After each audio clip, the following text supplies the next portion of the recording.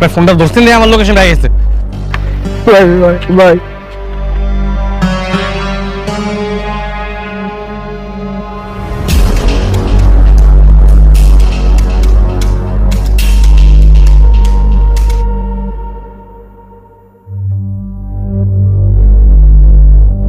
Madam, madam উঠেন, এই যে আপনার বেডটি।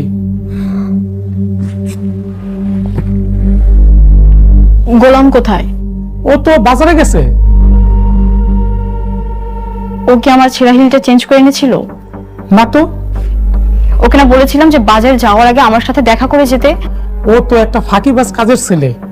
ও যদি আপনার হাজবেন্ড না হইতো, ওর আমি পিটাইতাম। ও আপনার কথা শুনে না, কত বড় সাহস!